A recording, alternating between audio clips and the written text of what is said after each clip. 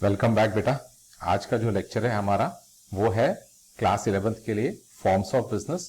और forms of business के अंदर बेटा हम क्या पढ़ रहे थे? हम कंपनी के बारे में पढ़ रहे थे और कंपनी के लिए ये लेक्चर नंबर जो है ये 2 है। ठीक है, तो एक चीज ध्यान रखिए, बिजनेस स्टडीज चैप्टर 2 उसमें भी फॉर्म्स ऑफ बिजनेस में कंपनी टॉपिक और कंपनी का भी ये लेक्चर नंबर 2 है। तो लेक्चर नंबर 1 ऑलरेडी अपलोड हो चुका है, वो आप पहले वहां से एक बार देख लीजिए, उसके बाद आप इस लेक्चर को देखिएगा। अब देखिए, हम फर्स्ट लेक्चर में अबाउट कंपनी पढ़ चुके थे और कंपनी के फीचर्स के बारे में पढ़ चुके थे। ठीक है, तो इस सेकेंड लेक्चर के अंदर हम क्या पढ़ने जा रहे हैं? सबसे पहले तो बेटा फॉर्म्स ऑफ कंपनी। ठीक है, जो कंपनी के फॉर्म होते हैं उसके बारे में थोड़ा सा बात कर लें। तो कंपनी दो तरह की, हम उसको बाइफरकेट कर रहे हैं समझने के लिए। एक बेटा फर्स्ट जो लिखा हुआ है that is a private company, और सेकेंड जो लिखा हुआ है that is a public company. अब इनको ध्यान से समझिएगा बेटा। ठीक है, प्राइवेट कंपनी में क्या होता है? प्राइवेट कंपनी में बेटा जो मैक्सिमम नंबर ऑफ क्या है मेंबर्स होते हैं वो लिमिटेड होते हैं। मतलब अगर आप प्राइवेट कंपनी फॉर्म करना चाहते हैं तो प्राइवेट कंपनी को कुछ रिलैक्सेशंस मिलते हैं एज कंपेयर टू क्या होता है पब्लिक कंपनी। ऐसे इसी तरह इसलिए क्या होता है, बहुत सारे लोग जो है वो प्राइवेट कंपनी जो है उनको अट्रैक्ट करता है ये फॉर्म ऑफ बिजनेस। क्यों? क्योंकि इससे उनको एक कॉर्पोरेट लीगल स्टेटस मिल जाता है। तो अपन ने ये पढ़ा है कि कंपनी के ऊपर लोग ट्रस्ट करने लगते हैं। ठीक है, तो कई लोगों ने क्या है इसे एक टूल के जैसे यूज किया है बेटा पास्ट में। ठीक है, मैं उसके डेप्थ में नहीं जाऊंगा, बट आपको अगर याद हो तो पिछले कुछ सालों में कई प्राइवेट कंपनीज हैं जिनको मतलब स्ट्राइक ऑफ कर दिया गया उनका नाम जो है, क्योंकि वो ऐसा था कि इंडिया में कुछ गलत तरीके के कामों में या फ्रॉड्स में हो सकता है उनका हाथ हो। तो हम उसमें डिटेल में नहीं जाएंगे, बट क्या होता है आपको ये समझा रहा हूं, सिर्फ एक बता रहा हूं कि प्राइवेट कंपनी एक फॉर्म ऑफ बिजनेस होता है जिसमें आप प्राइवेट कंपनी बना देते हैं, लोग उसके ऊपर ट्रस्ट करने लगते हैं क्योंकि वो कंपनी के फॉर्म में रहता है।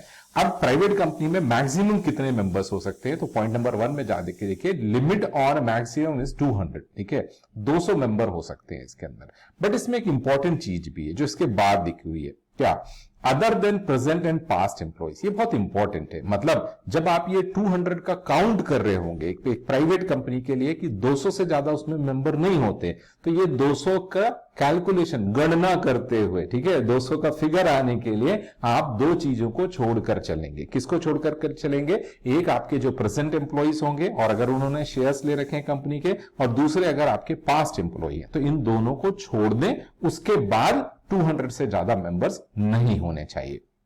नेक्स्ट देखिए, restricts the right of transfer है। Restricts the right of transfer of its shares है। बेटा क्या होता है, पब्लिक लिमिटेड कंपनी जो लिस्टेड कंपनीज होती हैं, ठीक है, इनके केस में इनके शेयर्स जो होते हैं वो फ्रीली ट्रांसफरेबल है। लास्ट लेक्चर में मैंने आपको बताया भी था, ठीक है, कि आपका लेक्चर जस्ट रिकॉर्ड करने के पहले मैंने किसी कंपनी के शेयर्स खरीदे बेचे थे। ठीक है, आज भी लेक्चर रिकॉर्ड कर रहा हूं बेटा, इसके पहले भी किसी कंपनी के शेयर खरीदे या बेचे हैं। तो इसका मतलब क्या होता है, वो लिस्टेड कंपनीज हैं, वो पब्लिक कंपनीज हैं, तो इट्स वेरी इजी कि उनके शेयर्स जो है इजीली क्या होता है ट्रांसफर हो जाते हैं। बट प्राइवेट कंपनी के केस में रिस्ट्रिक्शन होता है। प्राइवेट कंपनी के शेयर्स जो होते हैं, पहली बात तो इस तरीके से खरीद फरोख्त उनकी होती नहीं है। ठीक है, तो इसीलिए restricts the right of transfer of its क्या है शेयर्स। तो ये कैरेक्टरिस्टिक्स होती है प्राइवेट कंपनी के केस में।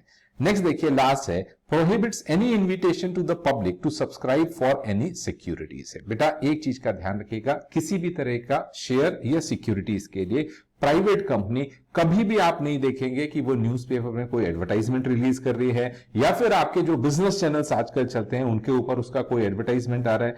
आपके पब्लिक लिमिटेड कंपनी जो है, जो आगे जाके लिस्ट होने वाली है, उनका आईपीओ होने वाला, एफपीओ होना है, इन सब के आपको एडवर्टाइजमेंट मिलेंगे। बट प्राइवेट कंपनी के केस में इस तरह के कोई भी एडवर्टाइजमेंट नहीं मिलेंगे, क्योंकि एडवर्टाइजमेंट एक तरीके से क्या होता है, it is an invitation to offer. ठीक है, वो आपको एक तरीके से क्या होता है ऑफर कर रहे हैं कि भाई शेयर। तो ये काम प्राइवेट कंपनी नहीं करता, वो पब्लिक को इस तरीके से इन्वाइट नहीं करते हैं। ठीक, तो ये हो गई बेटा प्राइवेट कंपनी की कैरेक्टरिस्टिक्स। अब आपने अगर प्राइवेट कंपनी की कैरेक्टरिस्टिक्स पढ़ रखी हैं, तो फिर उस केस में क्या होता है, जो भी कंपनी इस फॉर्म में नहीं होगी तो वो आप कह सकते हैं कि पब्लिक लिमिटेड के, ठीक है, पब्लिक के फॉर्म में या पब्लिक कंपनी में। तो पब्लिक कंपनी के अंदर फर्स्ट पॉइंट देखिए, a public company is a company which is not a private company. इसीलिए यहां पर क्या लिखा हुआ है कि पब्लिक कंपनी वो होती है जो प्राइवेट कंपनी नहीं है। अब बेटा आपको ये मत सोचिए कि आप सिर्फ इतना ही एग्जाम में लिख कर आ जाएंगे तो आपको मार्क्स मिल जाएंगे, ठीक है। तो इस केस में क्या होता है, जब आप पब्लिक कंपनी के बारे में लिखेंगे कि public company is a company which is not a private company, तो आपको प्राइवेट कंपनी उसमें डिफाइन करना पड़ेगा, उसकी कैरेक्टरिस्टिक्स डिफाइन करनी पड़ेंगी जो आपको लेफ्ट हैंड साइड में दी हुई है स्क्रीन की। और ऐसा जहां फॉलो नहीं होता है आप वो बोल सकते हैं कि वो पब्लिक कंपनी है। कॉन्सेप्ट समझ में आया। इसके बाद नीचे जाके देखिए लिखा हुआ है, a public company do not have restriction like private company but it needs minimum 7, मतलब मैक्सिमम पर कोई रेस्ट्रिक्शन नहीं है, मेंबर्स कितने भी हो सकते हैं मैक्सिमम, मिनिमम कितने होने चाहिए, तो मिनिमम में हमने ये पढ़ा कि भाई मिनिमम 7 लोग होने चाहिए, ठीक है। तो पब्लिक लिमिटेड कंपनी बनाने के लिए मिनिमम 7 लोग होने चाहिए, मैक्सिमम में कोई भी रेस्ट्रिक्शन नहीं है, ठीक है। तो ये हो गया बेटा प्राइवेट और पब्लिक कंपनी के बारे में, अपन ने थोड़ा सा उसके फीचर्स या कैरेक्टरिस्टिक्स पढ़े। नेक्स्ट, अब देखिए, अब हम आ रहे हैं बेटा एडवांटेजेस के ऊपर। किस पे? कंपनी के। कंपनी का जो फॉर्म ऑफ बिजनेस है, अगर आप ये सोचते हैं कि हमें कंपनी बनाकर बिजनेस करना है तो उसमें आपको एडवांटेजेस क्या मिलेंगे। अगर आप इस चैप्टर से रिलेटेड, फॉर्म्स ऑफ बिजनेस से रिलेटेड मेरे सारे लेक्चर सुनते हुए आ रहे हैं तो मैं आपको एक चीज वहां पर पहले भी बता चुका हूं, अभी दोबारा रिकॉल करवा देता हूं। अगर आप फीचर्स बहुत अच्छे से पढ़ेंगे तो मेरिट्स और डीमेरिट्स वहीं से निकल कर आती हैं। आप उसे एडवांटेजेस डिसएडवांटेजेस बोलिए या मेरिट्स और डीमेरिट्स बोलिए। देखिए फर्स्ट क्या लिखा हुआ है बेटा, ग्रेटर परमानेंसी। ग्रेटर परमानेंसी मतलब क्या होता है बेटा, कंपनीज जो होती हैं, ये जो फॉर्म ऑफ बिजनेस है, ये एक तरीके से क्या होता है, एक लार्जर एक्सटेंट तक एक परमानेंट फॉर्म ऑफ क्या है, बिजनेस है, ठीक है। परमानेंट फॉर्म ऑफ बिजनेस क्यों है? क्योंकि हमने पढ़ा ये सेपरेट लीगल एंटिटी होती है, it is a distinct entity from its member से, और इसलिए क्या होता है, सेपरेट लीगल एंटिटी या पर्सन होने के कारण क्या है, कंपनी चलते रहेगी।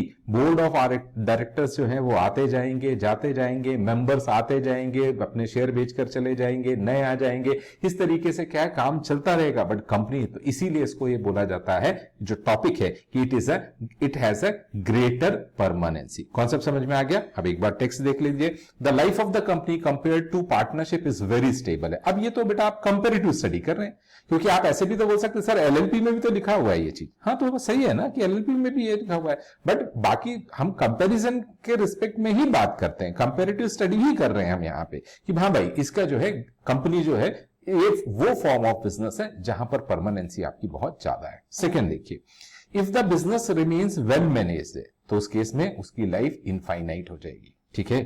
तो अगर बिजनेस प्रॉपरली मैनेज होता है, बोर्ड ऑफ डायरेक्टर्स वगैरह उसको प्रॉपरली मैनेज करते हैं, प्रमोटर्स हैं तो प्रमोटर्स के बाद उनके लीगल हेयर्स आ जाएंगे, उसके बाद क्या होता है बोर्ड ऑफ डायरेक्टर्स में वो चेंज होते चलेंगे इससे, बट कंपनी क्या है आपकी अच्छे हाथों में अगर रहेगी तो फिर वो चलते रहेगी, ऐसा कुछ नहीं है, ठीक है। ऐसी भी कंपनी है बेटा मार्केट में जो क्या होता है वाइंड अप हो गई है, कई तो रिनाउंड कंपनीज हैं जो कि खत्म हो गई हैं, ऐसा नहीं है। तो अगर मैनेजमेंट अच्छा होगा और वो प्रॉपर डिसीजन मेकिंग करते हैं, ठीक है, जिसको अपन बोलते हैं बिजनेस एनवायरनमेंट जो चेंज होता है उसको अडॉप्ट करते हैं, उसके अकॉर्डिंगली उसके साथ फाइट करते हैं, अपॉर्चुनिटीज को ग्रैब करते हैं, तो वो कंपनी इस तरीके से फिर चलते रहेंगे। थर्ड लिखा है life of the company is not affected by, तो ये तो मैंने आपको बता दिया कि लाइफ जो होती है कंपनी की उस पर इफेक्ट नहीं पड़ता है, किसका, डेथ, डिसेबिलिटी या इंसॉल्वेंसी अगर हो जाती है शेयर होल्डर्स की। 10 मतलब फाइनली हमने कंक्लूड कर लिया कि जो लाइफ होती है कंपनी की वो इनफाइनाइट हो सकती है और इसीलिए ग्रेटर परमानेंसी है, ठीक है। नेक्स्ट देखिए आप, नेक्स्ट एडवांटेज बेटा लिमिटेड लायबिलिटी क्या होता है। लिमिटेड लायबिलिटी का एडवांटेज मैं आपको फीचर्स के अंदर भी पढ़ा चुका हूं बेटा कि कोई भी शेयर होल्डर होता है, मतलब क्या होता है, कोई भी शेयर होल्डर जो होता है कंपनी का, वो शेयर होल्डर की लायबिलिटी लिमिटेड होती है। कितनी लायबिलिटी लिमिटेड होती है उसकी? Only up to the unpaid amount on the share से, जितना अमाउंट अगर उसका अनपेड रखा हुआ है उसने, मतलब पे नहीं करा है, ठीक है। आपने बोला सर हम तो क्लास 11th में है तो हमें क्या समझ में आया ये अनपेड क्या है, तो बेटा ऐसे समझ लीजिए एक कंपनी ने मान लीजिए 10 रुपए का शेयर मुझे इशू करा, जैसे मैं आपसे बोल रहा हूं कि मैं शेयर्स में डील करता हूं। अब सपोज क्या होता है, एक कंपनी ने एक 10 रुपए का शेयर मुझे इशू करा और कंपनी ने अभी तक उस पर 8 रुपए मंगाए थे और मैंने 8 रुपए दे भी दिए, ठीक है। एक शेयर बस एग्जांपल लेकर हम बात कर रहे हैं, तो मेरे पास कंपनी का एक शेयर था, 10 रुपए का उसकी फेस वैल्यू थी, कंपनी ने अभी तक 8 रुपए मंगाए थे, मैंने 8 रुपए दे दिए थे। इसका मतलब क्या होता है, अब मेरी लायबिलिटी कितनी है, सिर्फ 2 रुपए तक है। लिमिटेड लायबिलिटी हम बोलेंगे ना, क्यों, जो मैंने नहीं दिए हैं। अब वो ₹2 multiplied by number of share, जितने जिसके पास है भाई उतनी उसकी उनकी लायबिलिटी, और सिर्फ उतना ही पैसा वो और देंगे। तो ये है कि शेयर होल्डर्स जो होते हैं उनकी लायबिलिटी लिमिटेड होती है। सेकंड पॉइंट में देखिए, in case of loss to the company the liability of the share holders is limited to the amount they have invested in the company. और अगर कंपनी को लॉस भी हो जाता है तो मान लीजिए, देखिए क्या होता है, आपने बोला सर अगर हम ₹8 दे चुके थे, ₹2 नहीं दिए थे, तो मैक्सिमम मैंने कहा कंपनी को लॉस भी हो जाए, कंपनी इंसॉल्वेंट भी हो जाए, तो आपको तो सिर्फ मैक्सिमम 2 ही देने पड़ेंगे। और आपने बोला कि सर अगर हम पूरे दे चुके थे, पूरा पैसा दे चुके थे शेयर का, तो आपको कुछ भी नहीं देना पड़ेगा बेटा। कंपनी अपने एसेट से अपने लायबिलिटी का पेमेंट करेगी, नहीं कर पा रही है तो बेटा लायबिलिटी जो है ठन ठन गोपाल गायब। ठीक है, चलिए बेटा नेक्स्ट हम पढ़ते हैं। ये है बेटा इजी टू ट्रांसफर ओनरशिप है। कंपनी के केस में क्या बोल रहे हैं हम, ओनरशिप ट्रांसफर करना काफी इजी हो जाता है एज कंपेयर टू। देखिए, one of the basic feature of the company is that the shareholders can transfer the ownership of shares to the interested parties। ठीक है, शेयर होल्डर्स क्या कर सकते हैं, शेयर होल्डर्स अपने शेयर को, बेटा मैंने आपसे बोला अभी आपको कंपनी का तो नाम नहीं बताऊंगा बेटा, ठीक है, वो एक सेपरेट टॉपिक है, बट मैं जब भी आपको ये लेक्चर रिकॉर्ड कर रहा हूं तो उसके पहले मैं किसी कंपनी के 1000 शेयर्स खरीद चुका हूं और किसी के 1000 बेच भी चुका हूं। ठीक है, होगा क्या भाई, T+2 में सेटलमेंट होता है, और उस केस में क्या होता है कि आज से 2 दिन बाद उस शेयर जो है जिसने खरीदे हैं वो उसका क्या हो जाएगा, मालिक बन जाएगा। और मैंने क्या किया, इस तरीके से अपने शेयर बेच दिए। इसी तरीके से क्या हो रहा है, बोलो कि ये एक बेसिक फीचर होता है कंपनी का। क्या करते हैं, share holders can transfer the ownership of share से टू द इंटरेस्टेड पार्टीज। जो इंटरेस्टेड पार्टीज हो वो ले ले, हम ओनरशिप उसको ट्रांसफर कर देते हैं। Public companies typically use transfer agents to keep track of the individuals and entities है that own their stock and bonds है। मतलब कंपनी का, अब बेटा कंपनी ये हिसाब किताब रखते रहेगी क्या, रोज किसने शेयर बेचे हैं और किसने खरीदे हैं, तो कहां से ओनरशिप ट्रांसफर हो रही है किसके पास, तो कंपनी को और कोई काम नहीं है क्या, आप बताइए। कंपनी हमने इसलिए एस्टेब्लिश करी थी कि वो ये काम रखते रहे, तो बेटा इसीलिए क्या होता है कि कंपनीज क्या होता है, ये रिकॉर्ड्स खुद ना मेंटेन करके थर्ड पार्टी के साथ कॉन्ट्रैक्ट कर लेते हैं जो उनके बिहाफ में ये सारा काम करते हैं। ठीक है, नेक्स्ट है transfer agents track, record and maintain on behalf of issuers the official records of the ownership of the issuers securities। इसीलिए ये जो थर्ड पार्टी होती है, ये जो ट्रांसफर एजेंट्स आप अपन यहां पर बोल रहे हैं, वो लोग क्या करते हैं, इस तरह का रिकॉर्ड जो है वो मेंटेन करते हैं। ठीक है, चलिए नेक्स्ट देखिए क्या होता है। कंपनी का एक और एडवांटेज जो होता है, ये हम फीचर के अंदर भी पढ़ चुके थे कि आप कंपनी बनाना ही कब चाहते हैं, हमने ये भी पढ़ा था ना, फर्स्ट स्लाइड को याद करिएगा, फर्स्ट वाले वीडियो की, कंपनी वाले फर्स्ट वीडियो की बात कर रहा हूं मैं। ठीक है, तो उसमें लिखा हुआ था ना कि हम जब क्या होता है लार्ज या ह्यूज कैपिटल को अट्रैक्ट करना चाहते हैं, तब जनरली हम क्या करते हैं, कंपनी के फॉर्म ऑफ बिजनेस में जाते हैं। तो यहां पर लिखा हुआ है अट्रैक्शन ऑफ, क्या लिखा है देखिए बेटा, ह्यूज कैपिटल है। Companies divide the share capital. क्यों, आपका शेयर कैपिटल कंपनी का सपोज क्या होता है 100 CR होगा, 100 करोड़, तो 100 करोड़ का अगर क्या होता है आपका सपोज आपने कैपिटल रखना है, तो हमने लास्ट क्लास में क्या पढ़ा था, से फॉर एग्जांपल के लिए आप ₹10 का एक शेयर रख रहे हैं, इसको डिवाइड कर दीजिए तो आपके 10 करोड़ CR क्या हो गए, आपके शेयर्स हो जाएंगे। तो बेटा कंपनी अपना जो शेयर कैपिटल है उसको क्या कर देती है, एक डेफिनेट शेयर का फेस वैल्यू डिसाइड कर लेती है, और उससे अगर आप क्या करेंगे, शेयर कैपिटल को डिवाइड करेंगे तो आप ये बोल सकते हैं कि इतने नंबर ऑफ आपके शेयर्स होंगे। अब उसमें से कितने कंपनी ने अभी इशू करने हैं या नहीं करने हैं, ये सब कंपनी का इंटरनल डिसीजन है, अभी हम उसमें डेप्थ में नहीं जा रहे। ठीक है, वो शेयर कैपिटल के अंदर पढ़ेंगे क्लास 12th में जब हम उस चैप्टर को पढ़ेंगे। अभी देखिए, तो company divide the share capital into shares of small denomination. तो ये जो ₹10 मैंने यहां पर एग्जांपल लिया, ये ₹10 आपका स्मॉल क्या होता है, डिनोमिनेशन हो गया, ये हम फीचर के अंदर भी पढ़ चुके हैं। In order to attract capital from large number of investors है। क्यों, अगर आपको कंपनी को ज्यादा इन्वेस्टर्स अपने तरफ अट्रैक्ट करने हैं तो ऑब्वियसली क्या है, वो क्या करेगी कंपनी, अपने जो शेयर कैपिटल जो है उसके जो शेयर्स उसने जो डिवाइड किया था उसको शेयर में, वो एक शेयर की वैल्यू है वो कम रखेगा ताकि ज्यादा से ज्यादा लोग उसमें इन्वेस्ट कर सके। ठीक है, चलिए नेक्स्ट एडवांटेज की तरफ चलें बेटा। नेक्स्ट एडवांटेज है बेटा मैनेजमेंट फंक्शंस के बारे में। ठीक है, तो मैनेजमेंट के बारे में, कंपनी के बारे में, in a company management activities are divided according to functions. अब ये आप एक चैप्टर के अंदर पढ़ चुके होंगे और नहीं पढ़े होंगे तो क्लास 12th में होगा क्या कि कंपनी में बेटा जो कामकाज डिवाइड किया जाता है वो कंपनी में, उसमें एक बेसिस होता है, फंक्शन के बेसिस पर हम कंपनी में डिपार्टमेंट्स बना देते हैं। क्या, sales department, purchase department, production department, इसकी तरह। तो ये फंक्शन है ना, सेल एक फंक्शन है। ठीक है, फिर आपका क्या, परचेस या प्रोक्योरमेंट ऑफ रॉ मटेरियल या सप्लाईज जो होता है दैट इज अ फंक्शन। तो हम फंक्शन के बेसिस पर पूरे ऑर्गेनाइजेशन को डिवाइड कर सकते हैं या डिस्ट्रीब्यूट कर सकते हैं। तो बोल रहा है कि जो मैनेजमेंट एक्टिविटीज होती हैं वो मैनेजमेंट एक्टिविटीज हम according to the functions divide कर देते हैं। ठीक, सेकेंड पॉइंट देखिए, कंपनी एम्प्लॉय स्पेशलिस्ट है। अब जब आपने एक बार डिवीजन ऑफ वर्क कर दिया और डिपार्टमेंट्स बना दिए, तो अब उन डिपार्टमेंट के लिए जो वर्कफोर्स का रिक्वायरमेंट होगा, जो मैनेजर्स की स्किल्स जरूरी होंगी, उसके अकॉर्डिंगली आपका एचआर डिपार्टमेंट अपॉइंटमेंट करेगा।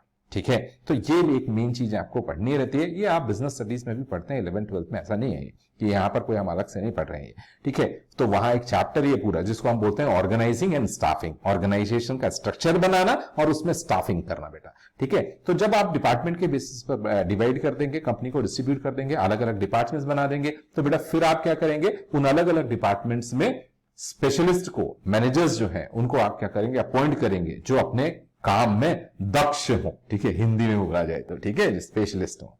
नेक्स्ट है थर्ड पॉइंट देखिए, availability of high skilled managerial talent thus gives greater permanence to the company. और बोल रहा है ये भी एक कारण है जिसके कारण कंपनी को क्या है, ज्यादा परमानेंस मिलता है, यानी जिसको हम बोलते हैं कि ज्यादा स्थायित्व मिलता है। क्यों? क्योंकि आप हाई स्किल्ड जो होते हैं वो मैनेजमेंट या ऑफिसर्स को या मैनेजर्स को और वर्कर्स को अपॉइंट करते हैं अपने ऑर्गेनाइजेशन के अंदर। ठीक है, नेक्स्ट देखिए बेटा, रिकॉग्नाइज, एक और एडवांटेज देखिए, रिकॉग्नाइज्ड लीगल एंटिटी। तो आपने बोला सर हम ये तो फीचर में पढ़ चुके हैं, आपको याद होगा, रिकॉल करवा दो, company comes into existence through law. ठीक है, कंपनी लॉ अभी जो है कंपनी लॉ 2013 है, तो आप उसमें रजिस्ट्रेशन कराएंगे, उसके बाद कंपनी एक पर्सन बन जाएगी। ठीक है, आर्टिफिशियल लीगल पर्सन बन जाएगी, तो ये उसी से रिलेटेड है। Recognise as a legal entity in all legal matter से company is dealt with as an individual. Company को क्या है, एक इंडिविजुअल या पर्सन मानकर क्या होता है, ट्रीटमेंट किया जाता है। कंपनी किसी के ऊपर केस कर सकती है, कंपनी के ऊपर कोई भी केस कर सकता है, अपन ने पढ़ा था, वो यही चीज है। ठीक है, आगे देखिए बेटा, नेक्स्ट है, कंपनी के फॉर्म में जब आप बिजनेस करते हैं तो बिजनेस जनरली लार्ज स्केल पर होता है, और अगर बिजनेस लार्ज स्केल पर होता है तो लार्ज स्केल पर बिजनेस करेंगे तो आपके पास अपॉर्चुनिटी रहेगी किस चीज की, ह्यूज प्रॉफिट या हाई प्रॉफिट अर्न करने की। ठीक है, इसीलिए लिखा है बेटा हायर प्रॉफिट से। Availability of large capital helps the company to install expensive and upgraded machines. ठीक है बेटा, एक छोटा देखिए, फॉर एग्जांपल के लिए आपने एक एग्जांपल लूं बेटा, छोटा सा एग्जांपल लेता हूं, आपका ज्यादा टाइम पास नहीं करूंगा, बट आपको याद रखने के लिए काफी इजी हो जाता है बेटा। देखो क्या होता है, हमने बोला वो आजकल बड़ा चलता है, लोग खाने वाने के लिए और हाइजीन और सब प्रोटीन और इन सब के लिए बहुत ज्यादा कॉशियस हो गए हैं, अवेयरनेस बहुत ज्यादा बढ़ गया है। तो आपने बोला हम कच्ची घानी का तेल, ऑयल, ठीक है, बोले क्या, मस्टर्ड ऑयल, कच्ची घानी मस्टर्ड ऑयल। अब बेटा ये जो तेल निकालने का ना है, बोले सर आप भी तो तेल निकाल रहे हो, पढ़ा के, हाँ खूब लेक्चर पेल रहे हैं करके। नहीं बेटा, हम दूसरी चीज की बात करें। कौन सा तेल? आपने बोला भाई सरसों का तेल, आपने बोला मूंगफली का तेल। ठीक है, तो आपने बोला ये कच्ची घानी का तेल। तो कच्ची घानी तेल की क्या आती है बेटा, मशीन्स आती हैं। अब वो मशीन्स क्या होता है, आप उनकी छोटी मशीन्स भी आती हैं बेटा, जो आप क्या कर सकते हैं, खुद इंस्टॉल कर सकते हैं, खुद इंस्टॉल करवा सकते हैं। 1.5 लाख रुपए से 5 लाख 8 लाख रुपए के बीच में आप क्या होता है, इंस्टॉल करवाकर अपना बिजनेस स्टार्ट कर सकते हैं। ठीक है, खूब चलता है यूट्यूब पर, आप देखना एक बार कच्ची घानी ऑयल ये सब डाल के मिल देखिए, देखना कितनी सारी आ जाएंगे, कितने लोग आ जाएंगे, बड़े बड़े दावे करने आ जाएंगे, इतने 1000 रुपए पर डे कमाए। ठीक है, मैं उनकी डेप्थ में नहीं जा रहा, कमाए कि नहीं कमाए, मैं सिर्फ आपको यह बताना चाहता हूं कि देखिए बेटा क्या होता है, कंपनी के केस में क्या हो जाएगा, आप अगर इंडिविजुअल होंगे तो आप छोटी मशीन के साथ क्या करेंगे, स्टार्ट करेंगे। ठीक है, हो सकता है आपकी मशीन उतनी ज्यादा एडवांस ना हो क्योंकि आप सस्ती खरीदना चाहते हैं, बट कंपनी के केस में जब इतने ज्यादा शेयर होल्डर्स होते हैं जो क्या होता है, पार्टिसिपेट करते हैं, वो अमाउंट देते हैं कंपनी को, उसके शेयर सब्सक्राइब करते हैं, कंपनी के पास ह्यूज कैपिटल आ जाता है। और जब ह्यूज कैपिटल आ जाएगा इसका मतलब क्या होगा, कंपनी बेटा एडवांस सोफिस्टिकेटेड मशीन्स जो होती हैं वो परचेस करना कंपनी के लिए पॉसिबल हो जाएगा। और अगर वो परचेस करना पॉसिबल है तो उस केस में क्या होता है, अच्छी मशीन, अच्छी टेक्नोलॉजी वाली मशीन अगर आप क्या होता है एक पर्टिकुलर लेवल पर ऑपरेट करेंगे। बोले सर आपने ये क्यों यूज किया, पर्टिकुलर लेवल पर ऑपरेट करेंगे, उसके पीछे भी कुछ रीजंस होते हैं बेटा। कभी आप गाड़ी चलाते हैं तो उसका क्या होता है, स्पीडोमीटर के अंदर ग्रीन एरिया होता है ना, जहां पर क्या होता है कांटा अगर रहे तो हम बोलते हैं फ्यूल एफिशिएंसी मिलती है। इसी तरह मशीन्स में भी होता है, कभी इकोनॉमिक्स में अंदर पढ़ाऊंगा उसको, इकोनॉमिक्स का लेक्चर देखिएगा आप मेरा। ठीक है, तो बेटा क्या होता है, अगर आप उसको मशीन को उसकी जो इंस्टॉल्ड कैपेसिटी है, उसकी पर्टिकुलर कैपेसिटी जो मिनिमम रिक्वायर्ड है उस पर अगर आप चलाते हैं तो आपकी कॉस्ट ऑफ प्रोडक्शन भी काफी कम आती है। और कॉस्ट ऑफ प्रोडक्शन कम आएगी और लार्ज स्केल प्रोडक्शन करेंगे तो आपको इकोनॉमीज ऑफ स्केल जो होता है, ये भी इकोनॉमिक्स में है बेटा। ठीक है, उसके कारण आपको ज्यादा प्रॉफिट होगा। ठीक है, तो ये आपको कॉन्सेप्ट पूरा बता दिया। अब होप इतनी देर में आपने वहां पे जो टेक्स्ट लिखा है वो पढ़ ही लिया होगा, तो मैं उसे नहीं पढ़ रहा हूं, आपका टाइम वेस्ट ना करूं, आगे बढ़ता हूं बेटा नेक्स्ट स्लाइड में। ठीक है, नेक्स्ट देखिए, benefit of large scale production. इसको मैंने क्लब कर लिया बेटा लास्ट वाली स्लाइड के साथ। ठीक है, लार्ज स्केल प्रोडक्शन है, क्यों बेटा? ये तो एक सिंपल चीज है ना कि जितना ज्यादा ले, देखो आपने घर में भी, आप अपने घर में भी ट्राई करके देखना। घर में आप क्या करना, एक दिन सपोज अगर आप चाय पीते हैं, तो मैं एक अज्यूम कर लेता हूं कि सपोज आप चाय पीने से काले नहीं होते। ठीक है, मुझे नहीं पता कि मैं काला दिख रहा हूं आपको वीडियो में कि गोरा दिख रहा हूं, पर मैं चाय पीता हूं। ठीक है, तो बट चाय पीने से उन्होंने बोला लोग काले हो जाते, नहीं नहीं ऐसा कुछ नहीं है कि चाय पीने से काले हो जाते हैं। तो ये चाय का एग्जांपल क्यों आ गया बेटा? एग्जांपल इसलिए आ गया, ये लार्ज स्केल की जो प्रोडक्शन की बात चल रही है, ये छोटे छोटे एग्जांपल से भी समझा जा सकता है बेटा। कभी आप घर में जाइए, किचन में सिर्फ अपने लिए चाय बनाइए, और जब आप अपने लिए चाय बनाएंगे तो बेटा उसमें कितना दूध, कितना पानी, कितनी शक्कर और कितनी चाय पत्ती डाली थी, कितना अदरक डाला था, उस क्वांटिटी को नोट करिए। फिर क्या करिए बेटा, कभी कभी खुद भी बना के मम्मी को पिला दिया करो। तो बेटा क्या होता है, मम्मी को, या फिर आपके घर में सिस्टर है तो उससे, या फिर पापा भी हैं तो एक बार क्या करिए, चारों के लिए भी चाय बना के देखिए। अब आपने कितना दूध डाला, कितना पानी डाला, कितनी शक्कर डाली, खासकर बोल रहा हूं कितनी चाय पत्ती डाली। ठीक है, अब मैं तो वो भी डिटेल्स यहां पर दे सकता हूं आपको कि भाई एक आदमी के लिए कितनी आपको क्या लगी होगी, चाय पत्ती लगी होगी, और 4 आदमियों के लिए कितनी लगी होगी। तो आप ये देखेंगे कि जब आप 4 लोगों के लिए बना रहे थे ना, तो आपकी कहीं ना कहीं सेविंग्स होती है, कहीं थोड़ी सी दूध में भी सेविंग हो जाती है, हो सकता है शक्कर में उतनी ज्यादा ना हो। ठीक है, बट क्या होता है, चाय पत्ती में बहुत सेविंग होती है। और महंगी सबसे चीज कौन है, चाय पत्ती आती है। ठीक है, तो ये आपको एक छोटा सा बस मैंने एग्जाम्पल बताया। आप सिर्फ अपने लिए खाना बनाकर खाइए, और आप क्या होता है पूरे परिवार के लिए खाना बनाकर आइए। तो उस केस में क्या हो जाएगा बेटा, ऑयल जो होता है और उसके बाद स्पाइसेस जो होते हैं, इन सब में भी सेविंग्स होती है। ठीक है, तो लार्ज स्केल में जितना प्रोडक्शन करेंगे उतना ज्यादा बेटा आप क्या करेंगे, इकोनॉमीज को एंजॉय करेंगे लार्ज स्केल के प्रोडक्शन की। ये कहां से आया, ये इकोनॉमिक्स से आया बेटा। मेरा बस चले ना तो मैं तो अकाउंट्स, इकोनॉमिक्स और बिजनेस स्टडीज मिला के ना एक सब्जेक्ट बना दूं और एक बुक बना दो उनकी तीनों की मिला के, तो एजुकेशन डिपार्टमेंट बाकी और कुछ नया भी आपको उसके साथ पढ़ा सकता है। क्यों, ये इकोनॉमिक्स के अंदर है, तो उसको यहां मर्ज कर दें अगर आप बिजनेस स्टडीज के साथ है, और उसके बाद क्या होता है अकाउंट्स में उस चीज को समझा दें, तो बेटा एक स्टूडेंट को पूरी चीजें एक साथ समझ में आएगी, 3 जगह पढ़ने की जरूरत ही नहीं पड़ेगी। एनीवे, ये तो खैर एजुकेशन डिपार्टमेंट है, वो जैसा करेंगे उसके हिसाब से होगा। आप तो यहां समझिए कि लार्ज स्केल पर जब प्रोडक्शन होता है तो इकोनॉमीज ऑफ स्केल जो है वो आपको मिलने लगती है, और उसके कारण आपकी कॉस्ट ऑफ प्रोडक्शन वगैरह कम आती है, और इसीलिए आपको फायदा बढ़ जाता है या प्रॉफिट बढ़ जाता है। ठीक है बेटा, तो बेनिफिट्स होते हैं लार्ज स्केल प्रोडक्शन के भी। आगे, बोल्ड मैनेजमेंट। ठीक है, company as a form of organization can undertake big risk है बेटा। कंपनी जो है, एक कंपेयर टू एक इंडिविजुअल सोल प्रोप्राइटरशिप बिजनेस को कंपेयर करेंगे अगर आप कंपनी के साथ में, तो कंपनी क्या कर सकती है बेटा, वो ज्यादा रिस्क ले सकती है। कंपनी के पास ज्यादा कैपिटल है, ज्यादा रिस्क टेकिंग कैपेसिटी है। क्यों, इंडिविजुअल के केस में सारी रिस्क उसने लेना है, पार्टनर के केस में, पार्टनरशिप में याद करिए 3 या 4 पार्टनर, इसका मतलब जो भी रिस्क है वो 4 लोग मिलकर बियर कर रहे हैं। समझ रहे हो आप? इसी तरह कंपनी के केस में तो सोचकर देखो, लाखों से होते हैं बेटा शेयर होल्डर्स।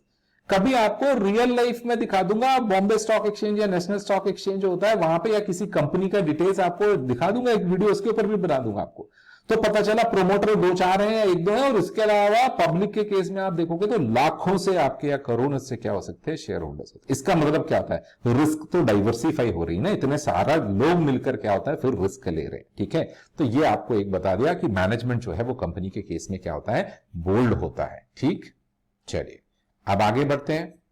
आगे बेटा स्प्रेड ऑफ रिस्क है, तो ये मैंने लास्ट वाले पॉइंट के साथ ही आपको कवर कर दिया। देखिए चेक करिए, in a company form of organisation the risk is distributed among the large number of shareholders है। From the point of view of investor it is a great advantage. ठीक है, investor के point of view से मतलब क्या होता है, अगर आप किसी कंपनी में पैसा इन्वेस्ट कर रहे हैं तो सोच के देखो ना, अगर कंपनी बड़ी रिस्क ले रही है तो वो बड़ी रिस्क आप अकेले थोड़ी ले रहे हैं, उस कंपनी के जितने भी शेयर होल्डर्स हैं सब मिलकर ले रहे हैं ना वो रिस्क। तो इसका मतलब क्या हुआ, जैसे हम बोलते हैं ना पर कैपिटा इनकम, इसी तरह का पर हेड इनकम, तो आपकी पर हेड आपकी रिस्क तो क्या हो जाएगी, वो तो मिनिमम होगी ना बेटा। सबने मिलकर बड़ी रिस्क ली है। ठीक है, बट इंडिविजुअली देखा जाए तो रिस्क तो क्या है, छोटी है या कम है ना, तो इसलिए रिस्क स्प्रेड हो जाती है बेटा। नेक्स्ट है नेक्स्ट है डेमोक्रेटिक ऑर्गेनाइजेशन। डेमोक्रेटिक ऑर्गेनाइजेशन मतलब क्या होता है, जैसे ही वर्ड पढ़ा बोले अच्छा सर वो मतलब नेतागिरी, इसके अंदर भी हमारी ये पार्टी हमारी वो पार्टी, नहीं वैसी वाली बात नहीं है बेटा, ठीक है। तो यहां हम क्या होता है जो पॉलिटिकल पार्टीज हैं उसके बिहाफ में बात नहीं कर रहे हैं, बट क्या होता है एक कंपनी के अंदर भी बोर्ड ऑफ डायरेक्टर्स का सिलेक्शन कौन करता है, उन्हें इलेक्ट कौन करता है बेटा, ठीक है। तो इसीलिए यहां पर डेमोक्रेटिक ऑर्गेनाइजेशन जो है वो आता है, कॉन्सेप्ट आता है। कैसे आता है, management of the company is carried on by the, ये लिखा है इलेक्टेड बोर्ड ऑफ डायरेक्टर्स, जो बोर्ड ऑफ डायरेक्टर्स को इलेक्ट करते हैं, कौन इलेक्ट करते हैं, शेयर होल्डर्स करते हैं, on behalf of and for the share holders of the company. Thus the organisation of the company is democratic. इसीलिए हम बोलते हैं कि हाँ भाई कंपनी जो है उसमें एक डेमोक्रेटिक फॉर्म फॉलो होता है। क्यों फॉलो होता है, क्योंकि कंपनी के जो शेयर होल्डर्स होते हैं वो क्या करते हैं, अपने बीच में से बोर्ड ऑफ डायरेक्टर्स को अपॉइंट करते हैं जो कंपनी को मैनेज करते हैं, ठीक है। And they are responsible for क्या होता है, दीज थिंग्स, डील्स, जो आपकी कंपनी की जो डीलिंग्स होती हैं उसके फाइनेंशियल स्टेटमेंट्स बनाना, ये सब करवाना, ये सब पूरा काम जो है बोर्ड ऑफ डायरेक्टर्स को उनके ऊपर आपने डाल दिया, ठीक है। चलिए बेटा नेक्स्ट है फुल लीगल कवरेज है। अब ये फुल लीगल कवरेज तो बेटा आप फीचर्स या कैरेक्टरिस्टिक्स के अंदर पढ़ चुके हैं, जब आपने ये पढ़ा था कि company through process of law existence में आती है और थ्रू प्रोसेस ऑफ लॉ ही वो वाइंड अप होती है, ठीक है। तो अस्तित्व में कैसे आएगी, वो भी लॉ के थ्रू, ठीक है। कंपनी ने मरना कैसे, मरना मतलब बंद होना है यहां पे, तो वो भी कैसे, प्रोसेस ऑफ लॉ। इसका मतलब क्या है, पूरी लाइफ जो होती है कंपनी की वो तो पूरा का पूरा कवर्ड है ना लॉ के अंडर में, इसीलिए there is a full coverage. देखिए फर्स्ट पॉइंट में there is a full coverage on the activities of the company from birth to its क्या होता है, लिक्विडेशन, या आप ऐसे भी लिख सकते हैं from its incorporation to its क्या होता है, लिक्विडेशन। तो लिखने का तरीका है बेटा, वो ज्यादा अच्छा वर्ड होगा अगर आप लिखेंगे। तो बोले आपने क्यों नहीं लिखा, अरे ठीक है यार नहीं लिखा होगा, अगले बार चेंज करके बना देंगे स्लाइड में, क्या दिक्कत है, ठीक है। चलिए बेटा नेक्स्ट लिखा हुआ है people have therefore greater confidence in companies है। तो ये तो अपन पहले पढ़ चुके हैं, इसलिए मैं एक्चुअली उस पर टाइम वेस्ट नहीं करना चाह रहा था, आप उसे पढ़ लीजिए आपको समझ में आ जाएगा। आगे देखिए बेटा नेक्स्ट एडवांटेज है सोशल बेनिफिट क्या होता है। Companies have made it possible for the person of low income. ये बहुत इंपॉर्टेंट चीज है, मतलब मैं, आप विश्वास नहीं करेंगे, आज ये वीडियो बना रहा था मैं सोच रहा था कि ये पॉइंट समझाऊंगा कि नहीं समझाऊंगा, ठीक है। समझा देता हूं थोड़ा सा, ठीक है, क्योंकि उसे समझना अच्छा है, क्योंकि मैं इस जो मेथोडोलॉजी है या ये जो कॉन्सेप्ट है इसे यूज करता हूं अपने रियल लाइफ में। इसलिए देखिए companies have made it possible for the persons of low income groups to invest in productive activities है अंडर यूनिफाइड मैनेजमेंट। अब बेटा लो इनकम क्या होती है ये तो मुझे नहीं पता। अब बोले साहब नहीं पता मतलब, मैंने कहा यार ये तो पर्सन टू पर्सन है, पर्सन टू पर्सन है। किसी आदमी के लिए महीने में 25,000 रुपए भी कमा रहा होगा तो उसको ऐसा लगता है मेरे लिए एडिक्वेट है, किसी कोई 50,000 भी कमा रहा है तो वो बोलता है कि नहीं मेरे लिए कम है, किसी के लिए 2 लाख रुपए पर मंथ भी कम हो सकते हैं, कमा बेटा इच्छा रखने वाले ज्यादा जो है जिनके क्या होता है, तो वो तो ऐसा भी हो सकता है कि उनको 2 लाख 5 लाख 15 लाख रुपए पर मंथ कमा रहे हो तो वो कम लगा। तो ऐसी बात नहीं है, हम एक जनरल बात कर रहे हैं कि अगर कोई लो इनकम ग्रुप के जो लोग होते हैं वो खुद तो प्रोडक्शन एक्टिविटीज इतने बड़े लार्ज स्केल पर नहीं कर सकते थे, मतलब क्या आप किसी कंपनी के जैसे प्रोडक्शन कर सकते थे, उतने लार्ज स्केल पर प्रोडक्शन कर सकते थे। आप जो ऑनलाइन इतने गुड्स मंगाते हैं, ठीक है आजकल तो ऑनलाइन का जमाना ज्यादा है, तो आप ऑनलाइन जितने गुड्स मंगाते हैं क्या वो उतने लार्ज स्केल पर प्रोडक्शन, डिस्ट्रीब्यूशन, लॉजिस्टिक ये आप खुद कर सकते थे?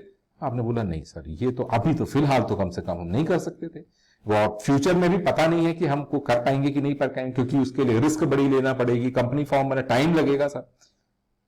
ऐसा नहीं बोला मैं कि नहीं कर सकते, बट टाइम तो लगेगा ना। तो इसका एक अल्टरनेटिव भी है ना, जो ऑलरेडी कंपनी एग्जिस्ट कर रही है मार्केट में उसके शेयर्स खरीद लो। इनडायरेक्टली क्या करा, आप उसके शेयर होल्डर बन गए, और शेयर होल्डर बन गए इसका मतलब क्या हुआ, अब कंपनी जो एक्टिविटी कर रहे हैं आप तो उसके ओनर हो गए ना। आप भले एक छोटे से पार्ट के बराबर हो बट उसके ओनर तो हो गए ना। तो इसीलिए देखिए क्या है, companies have made it possible for the persons of low income groups to invest in the productive activity under unified management. आगे low income level group families subjected to the basic knowledge of investment.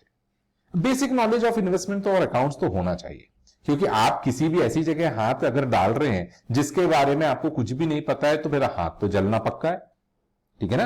तो इसलिए ये जरूरी होता है कि आपको एक बेसिक नॉलेज होना चाहिए, किसका, इन्वेस्टमेंट करने का नॉलेज होना चाहिए, आप एक डिसिप्लिन इन्वेस्टर होना चाहिए। अगर ऐसा कुछ है तो उस केस में क्या है, इज दस moving up into the levels of middle income group से बोल रहा है। लो इनकम लेवल के लोग जो है वो मिडिल इनकम लेवल में मूव कर जाते हैं, मिडिल के उससे हायर में चले जाते हैं। कैसे चले जाते हैं, वो प्रॉपर इन्वेस्टमेंट करके, जबकि वो कंपनीज उनने खुद नहीं खोली, बट कंपनी के शेयर्स खरीद लेते हैं। और शेयर्स वगैरह खरीदने के बाद क्या होता है बेटा, शेयर्स दो कारण से खरीदते हैं।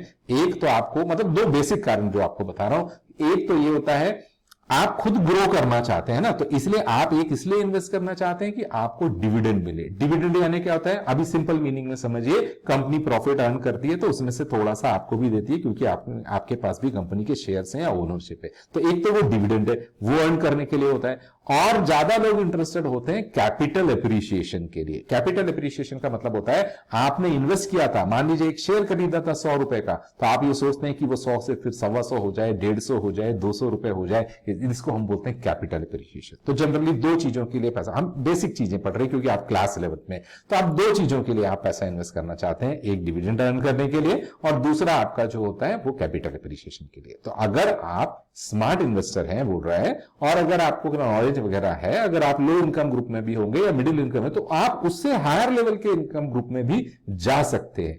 और प्रोडक्शन फिजिकली ना करते हुए, यानी आप खुद कोई फैक्ट्री नहीं डाल रहे हैं, बट इस मोड से आप इन्वेस्टमेंट करके आप इनडायरेक्टली पार्टिसिपेट कर सकते हैं लार्ज स्केल प्रोडक्शन में, और आप अपने इनकम जो लेवल है या जो वेल्थ है वो अपनी इंक्रीज कर सकते हैं। ठीक है, तो ये एक सोशल बेनिफिट हो गया। आगे इसके साथ ही बेटा हमारे यहां पर खत्म हो गए हैं एडवांटेजेस, बट लेक्चर थोड़ा बड़ा हो रहा है, बट मैं फिर भी क्या होता है डिसएडवांटेज यहीं पे खत्म कर देता हूं, अदरवाइज क्या 3 हो जाएंगे बेटा, फिर कोई मतलब नहीं है। अब देखिए डिसएडवांटेज पर आ जाए, इजी होंगे, अब हम ज्यादा डिस्कशन नहीं करेंगे क्योंकि आपने अगर फीचर्स अच्छे से पढ़ लिए, एडवांटेज पढ़ लिए, तो ये फिर बहुत इजी हो जाएगा। Formation of a company is a complicated process. ठीक है, तो कंपनी का फॉर्मेशन करना, और सिर्फ फॉर्मेशन ही नहीं बेटा, फॉर्मेशन के बाद थ्रू आउट कंपनी जब आप बनाकर रखे हुए हैं तो उसमें बहुत सारी लीगल फॉर्मेलिटीज होती हैं जिसको हम कॉम्प्लायंसेस बोलते हैं, जो कंपनी को फॉलो करना है। बेटा एक प्रोफेशन सुना होगा ना, कंपनी सेक्रेटरी, तो जो उनका एक मेन काम होता है वो यही रहता है कि कोई कंपनी कोई डिफॉल्ट तो नहीं कर दे रही बेटा, कुछ गलत तो नहीं कर रही है, कोई इंफॉर्मेशन छूट तो नहीं जा रही है, अदरवाइज क्या होता है, क्योंकि रेगुलेटिंग अथॉरिटीज और ये सब उसके सिर पर चढ़ जाएंगे बेटा, कंपनी पे पेनाल्टी भी लग सकती है, बहुत सारी दिक्कतें हो सकती हैं। तो मेन चीज क्या होता है, अभी तो हम सिर्फ ये आगे का स्लाइड हो सकता है मैंने आपको कवर कर दिया, तो बेटा क्या हो सकता है, एक डिसएडवांटेज ये है कि कंपनी का फॉर्मेशन इटसेल्फ ही एक कॉम्प्लिकेटेड प्रोसेस है। तो जिस प्रोसेस में फिर आपको क्या करना पड़ता है बेटा, जो कंसल्टेंट्स होते हैं, चार्टर्ड अकाउंटेंट्स होते हैं, कंपनी सेक्रेटरी होते हैं, ठीक है, या कॉस्ट अकाउंटेंट्स होते हैं, इन सब की फिर आपको मदद लेनी पड़ती है। जो प्रोफेशनल लोग होते हैं उनकी आपको मदद लेनी पड़ती है। कई बार क्या होता है, कंपनी के ये फॉर्मेशन और इन सारी चीजें बहुत सारी लीगल फॉर्मेलिटीज करना पड़ती है,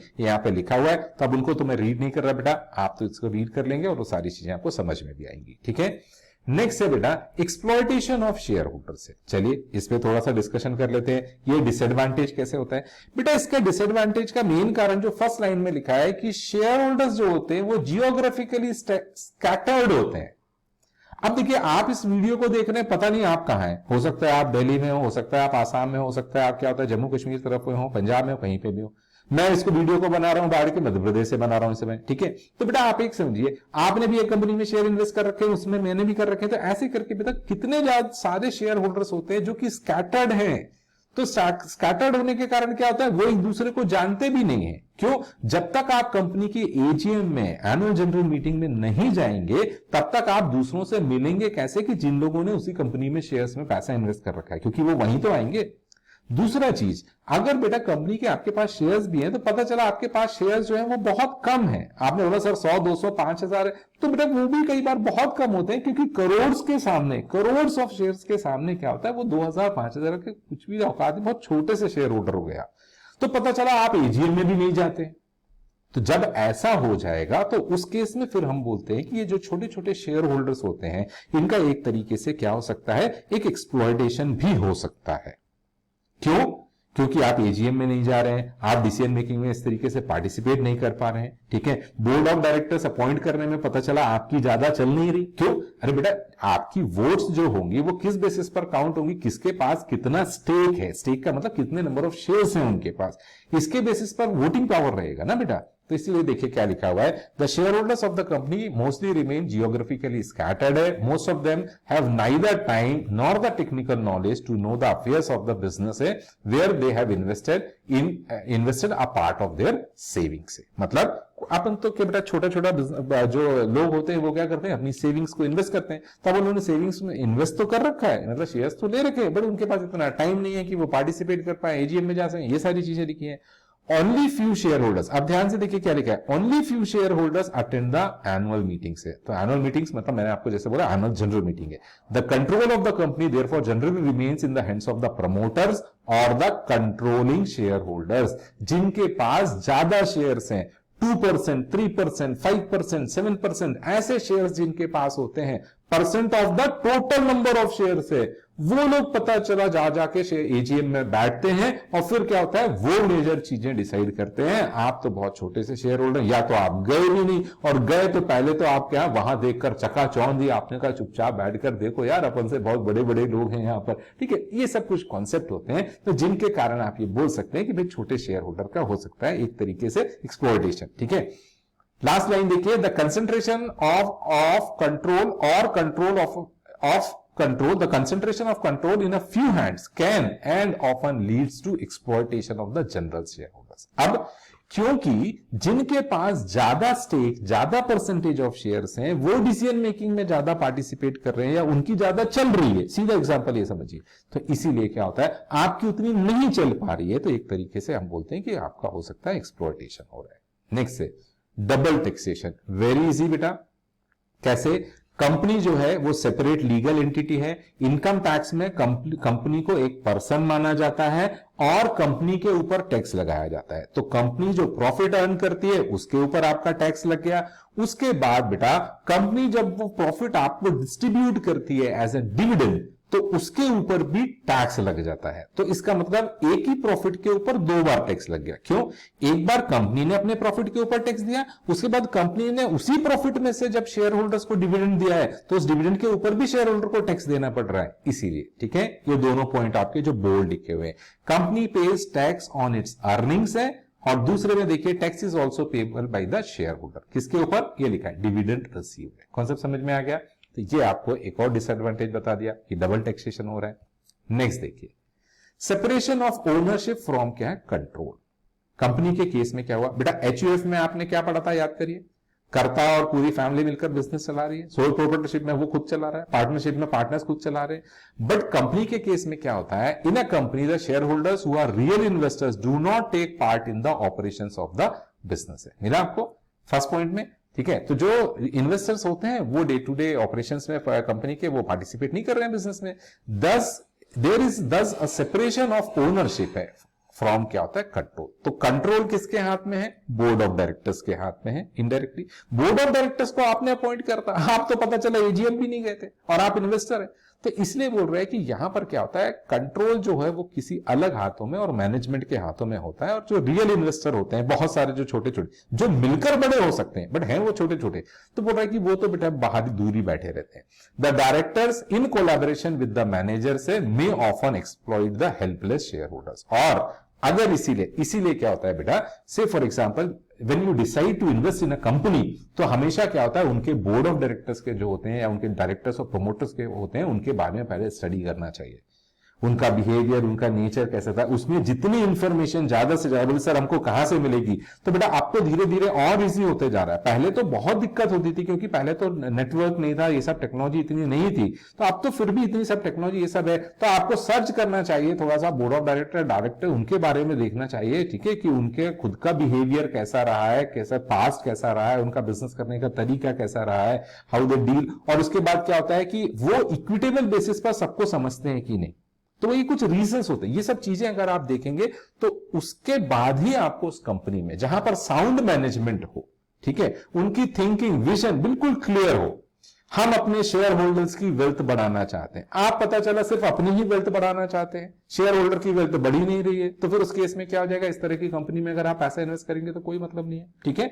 तो मैनेजमेंट कंट्रोल जो है वो कंट्रोल है वो अलग हाथों में रहता है, और डायरेक्टर्स क्या कर सकते हैं, जो लास्ट पॉइंट में लिखा है, वो मैनेजर्स के साथ मिलकर इन सबके साथ छोटे छोटे शेयर होल्डर जो है वो एक्सप्लॉइट भी हो सकते हैं, ठीक है। Next, promotion of frauds. If the promoters are dishonest, ये लिखा है ना, if the promoters are dishonest and want to exploit the scattered share holders, they give a very rosy picture of the high profits in the prospectus. अभी मैं नाम नहीं लूंगा बेटा, अभी रिसेंट है 2021-22 के अंदर किसी कंपनी के शेयर्स इशू करे थे, लोगों ने खूब पैसा फंसाया बेटा उसमें, आईपीओ जब आया, और जहां पर कंपनी ने शेयर इशू करा था जिस प्राइस पे, वो भी मैं कंपनी का नाम नहीं ले पाऊंगा, सॉरी, ठीक है, बट उसका शेयर ना उसके हाफ, इशू प्राइस के हाफ से भी कम में चला गया। हो सकता है आपको समझ में आ गया हो अभी तक। अब आप ये सोचकर देखिए कि भाई उस कंपनी जब प्रॉस्पेक्टस इशू किया था, बेटा बोले प्रॉस्पेक्टस क्यों इशू, बेटा प्रॉस्पेक्टस क्यों इशू किया होगा कंपनी ने, बेटा शेयर्स को के लिए पब्लिक को जब हम इनवाइट करते हैं कि आप हमारे शेयर्स, उसके लिए प्रॉस्पेक्टस इशू होता है। जैसे स्कूल प्रॉस्पेक्टस नहीं इशू करता आपको एडमिशन लेने के लिए, तो इसी तरह कंपनी ने प्रॉस्पेक्टस वगैरह इशू करा होगा, उसमें हाई प्रॉफिट दिखाए हो या जो भी दिखाया हो, उसके बाद शेयर का वैल्यूएशन करा, उसकी फ्लोर प्राइस डिसाइड करी हो, इशू प्राइस इतनी रहेगी, ठीक है। तो ये बोल रहा है कि कई बार हो सकता है कि जानबूझकर कंपनी क्या होता है, आईपीओ लाना चाहती है, या वो कंपनी कोई एग्जिस्टिंग कंपनी है, वो एक और नई कंपनी लॉन्च करना चाहते हैं, उसके प्रोमोटर्स हैं, तो वो जानबूझकर ज्यादा प्रॉफिट्स दिखाएं कुछ सालों तक, और इस तरह का काम किया। कौन करता है, कैसे करता है, ये सब जब आप बड़े हो जाएंगे तो प्रोफेशनल, तो आपको समझ में आएगा कैसे होता है।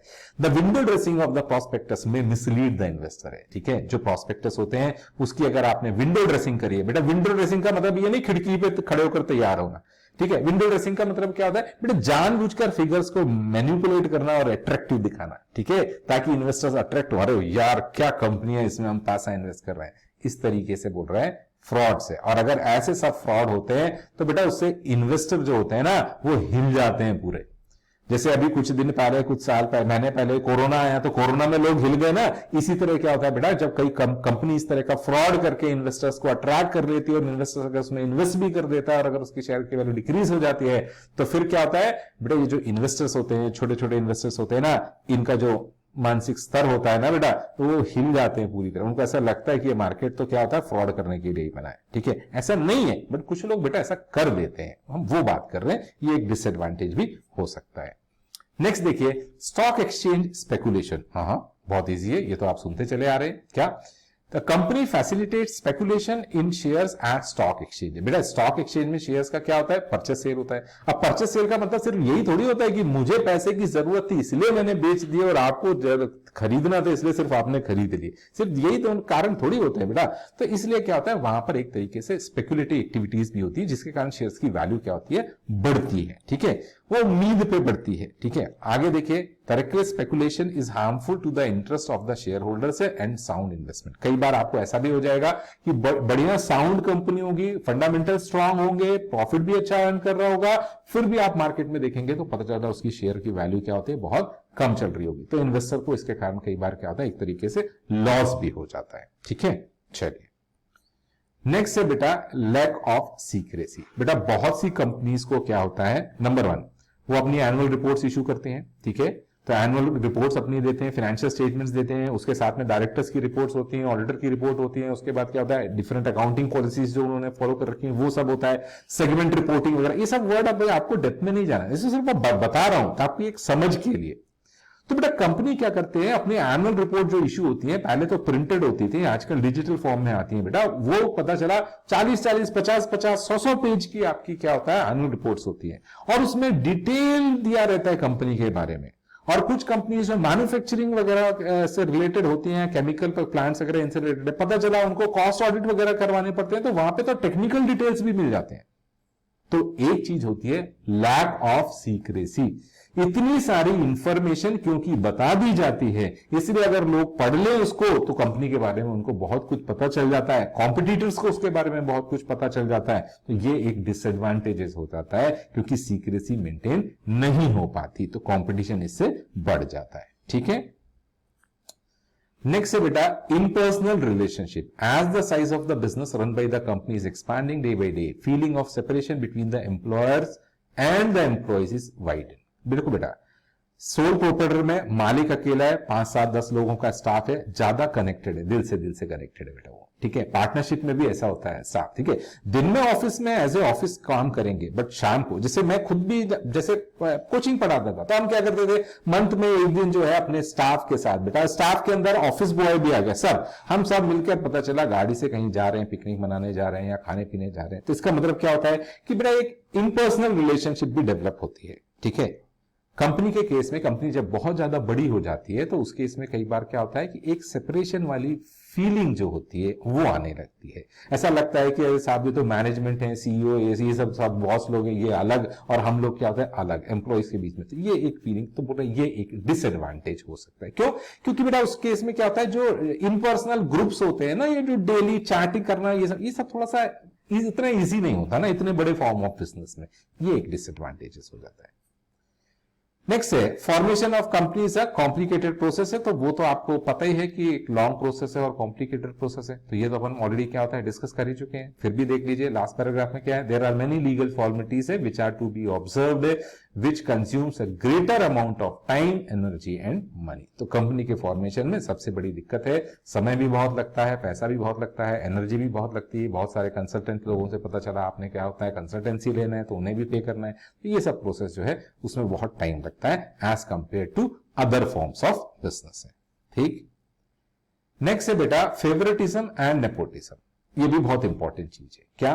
There is often a top heavy management, मतलब कंपनी में जो टॉप लेवल पर लोग बैठे हुए हैं ना, वो काफी सशक्त होते हैं और ताकतवर होते हैं। ताकतवर का मतलब सिर्फ फिजिकली ताकतवर की बात नहीं कर रहा हूं मैं, इन द कंपनीज ऑर्गेनाइजेशन, उसके मैनेजमेंट में। अब जो डायरेक्टर्स वगैरह हो सकते हैं या जो मैनेजर्स होते हैं, वो क्या कर सकते हैं बेटा, वो अपने जो करीबी लोग होते हैं, जिन्हें वो जानते हैं, ज्यादा अच्छे से जानते हैं, ऐसे लोगों को अपॉइंट कर सकते हैं। काय के लिए अपॉइंट कर सकते हैं? डिफरेंट पोजिशंस पर, अपने लोगों को अपॉइंट करना की पोजीशंस पर, ठीक है। तो ये बात आती है फेवरेटिज्म और नेपोटिज्म की, ठीक है। तो ये एक डिसएडवांटेजेस होता है कि वो थोड़ा बायस्ड वे में वर्क करें और अपने लोगों को ही अपॉइंट करें क्योंकि वो दूसरे पर विश्वास ना कर पा रहे हो, ठीक है। नेक्स्ट है बेटा grouping of power, the management of the company remains in the hands of a group.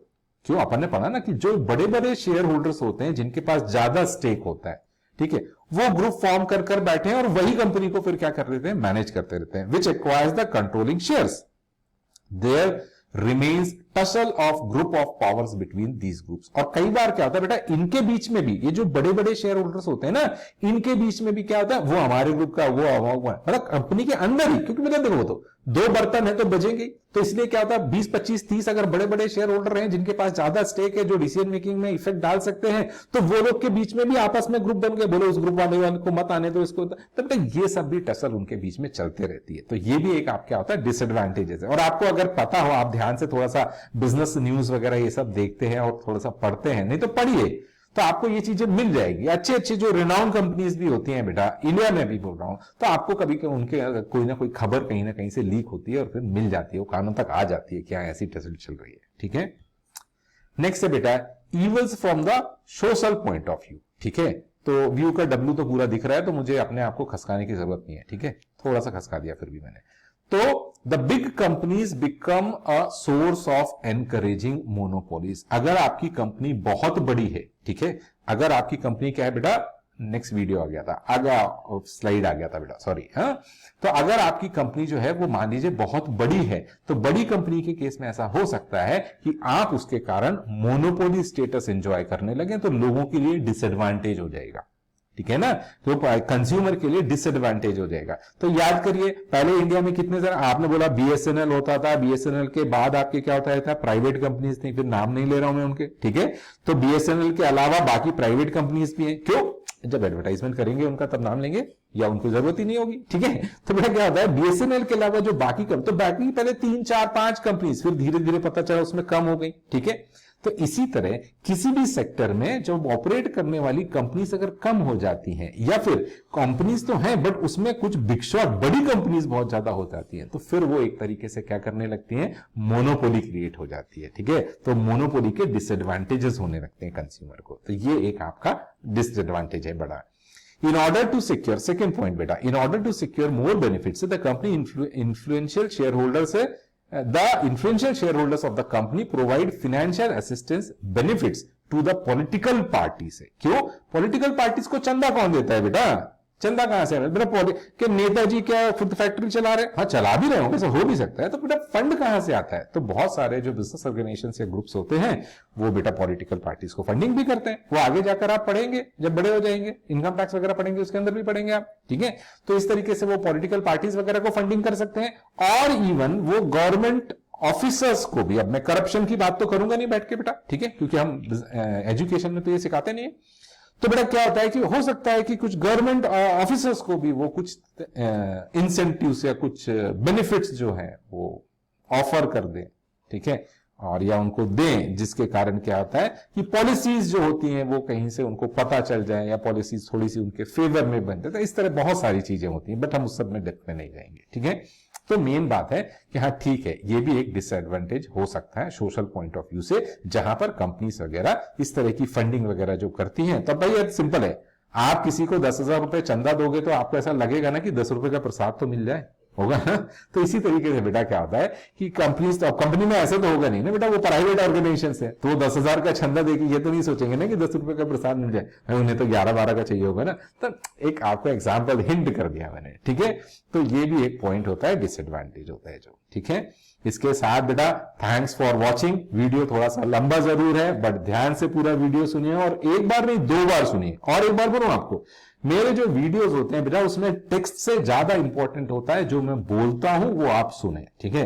तो आंख बंद करके भी अगर आप उसे सुनते हैं तो सुनना बहुत जरूरी है, और उसको थोड़ा सा सोचिए, उसमें थोड़ा सा थिंकिंग जिसको अपन बोलते हैं ना बैठ के कि यार क्या बोल रहे थे ये सोचिए, तो आपको उसका मैक्सिमम एडवांटेज मिलेगा, ठीक है, ठीक है।